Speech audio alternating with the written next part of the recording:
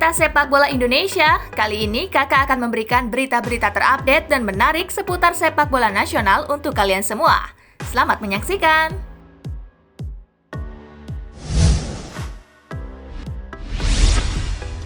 Timnas Indonesia U16 babak belur dihajar Uni Emirat Arab.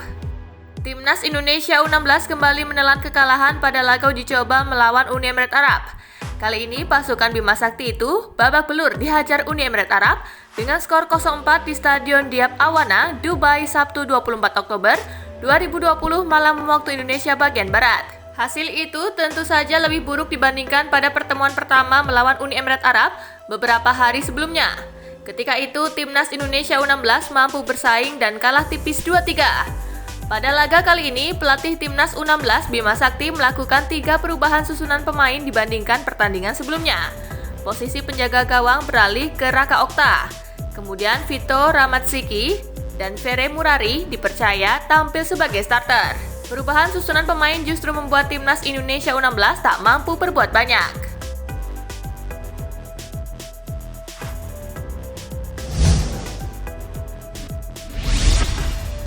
Sisi Timnas Indonesia U19 di Kroasia resmi berakhir. Timnas Indonesia U19 resmi mengakhiri pemusatan latihan di Kroasia setelah menggelar uji coba internal pada Jumat 23 Oktober 2020. Bagas Kava mengaku belum puas dan menyebut masih banyak hal yang perlu ditingkatkan dari penampilan tim Garuda Muda.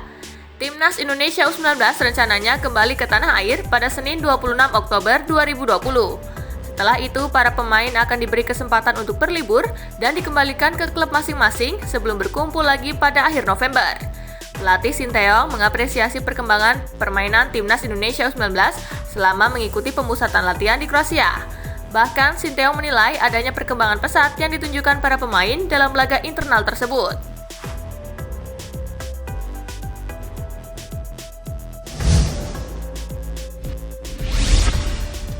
Turnamen Toulon resmi dibatalkan.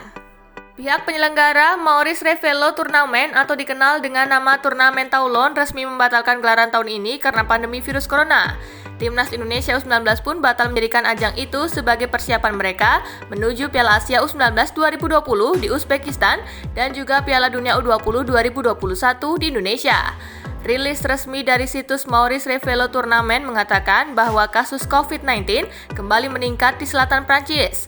Hal itu menjadi faktor utama pembatalan turnamen ini.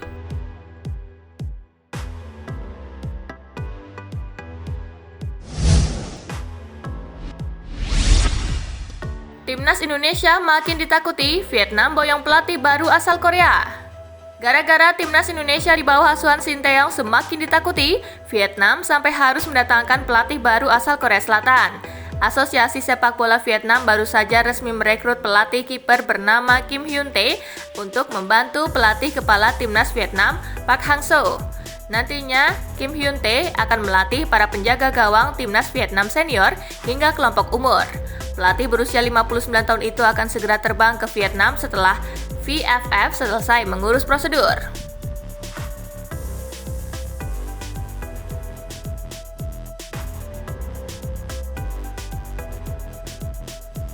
Ditolak oleh PSSI. Apa tanggapan Kevin Dix? PSSI diketahui enggan menaturalisasi Kevin Dix. Apa respon pemain 24 tahun itu?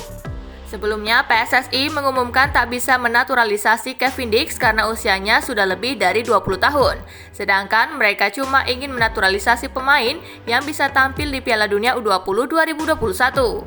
Selain itu, PSSI juga menyebut bahwa Kevin Dix tak bisa lagi membela Timnas Indonesia karena pernah bermain untuk Timnas Belanda U21.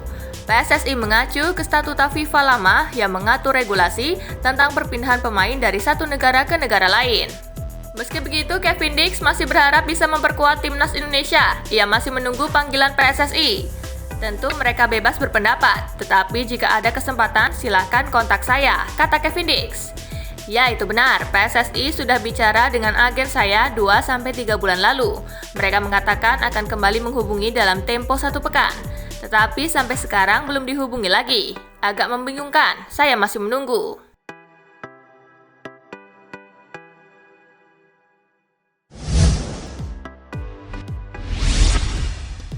Lesia Gdansk gagal menang lagi. Strek penampilan Egy Maulana Fikri terhenti. Strek penampilan beruntun Egy Maulana Fikri bersama Lesia Gdansk terputus pada laga pekan ke-8 Liga Polandia. Pemain muda Indonesia Egy Maulana Fikri itu menjalani pekan kurang mengenakan bersama Lesia Gdansk di Liga Polandia. Sabtu 23 Oktober 2020 dini hari, Lesia Gdansk hanya meraih hasil imbang 1-1 saat bertandang ke Zagliebe Lubin di pekan ke-8 Liga Polandia. Catatan penampilan beruntun Egy Maulana Fikri di Liga Polandia pun berakhir mengingat ia hanya duduk di bangku cadangan pada laga itu.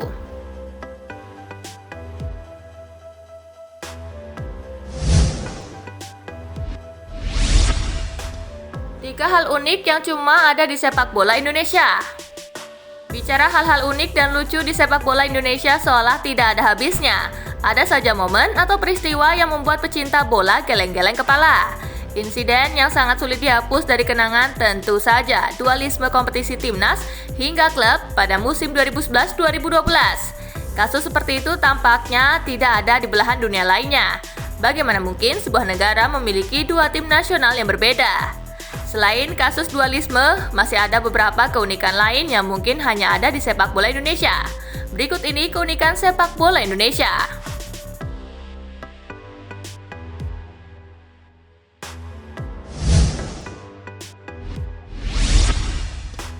Hampir semua klub sepak bola tak punya stadion sendiri. Indonesia memiliki kompetisi sepak bola yang terdiri dari beberapa divisi. Alhasil jumlah klub di Indonesia juga sangat banyak, bahkan ratusan. Namun yang memprihatinkan, hampir semua klub profesional tak memiliki stadion sendiri. Klub-klub tersebut memiliki stadion milik pemerintah daerah. Contohnya Arema FC yang memakai Stadion Kanjuruhan, Persebaya menggunakan Stadion Gelora Bung Tomo, PSS bermarkas di Stadion Maguwo Harjo, dan lain-lain. Semuanya harus menyewa ke pemerintah daerah. Hanya satu klub yang mengklaim memiliki stadion sendiri, yaitu Bayangkara FC. Mereka bermarkas di Stadion PT IKA Jakarta.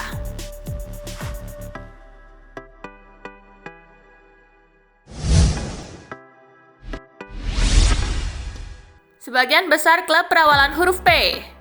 Salah satu fakta unik tentang sepak bola Indonesia adalah sebagian besar nama klubnya berawalan huruf P. Tengok saja klub-klub yang berpartisipasi di kompetisi kasta tertinggi hingga terendah. Pasti mayoritas klubnya berawalan huruf P. Ambil contoh di Liga 1 2019. Lihat saja klub-klub yang berawalan P. Contohnya Persib, Persebaya, PSIS, PSS, hingga Persipura. Fenomena serupa juga ditemui di Liga 2 maupun Liga 3. Kalau sempat, silahkan hitung sendiri ya berapa jumlah klub bola di Indonesia yang berawalan huruf P.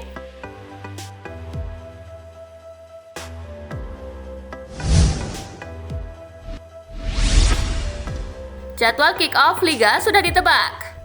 Di liga-liga dunia, jadwal kick-off biasanya tak mengalami pergeseran signifikan. Liga seperti Premier League, La Liga, Serie A biasanya akan bergulir pada Agustus dan selesai pada Mei tahun berikutnya. Selalu begitu setiap tahun.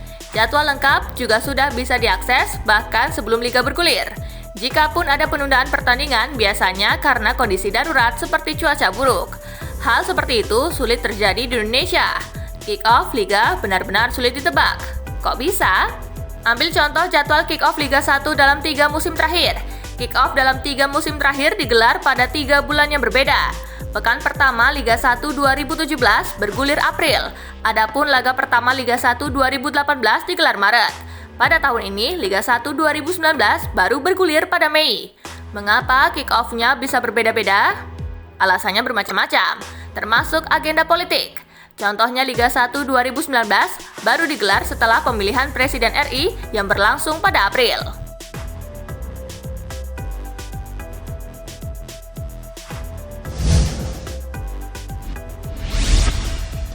Nah itulah tadi gengs, berita-berita menarik dan terupdate seputar sepak bola nasional. Simak terus ya berita-berita menarik lainnya dari Spasi Football Indonesia.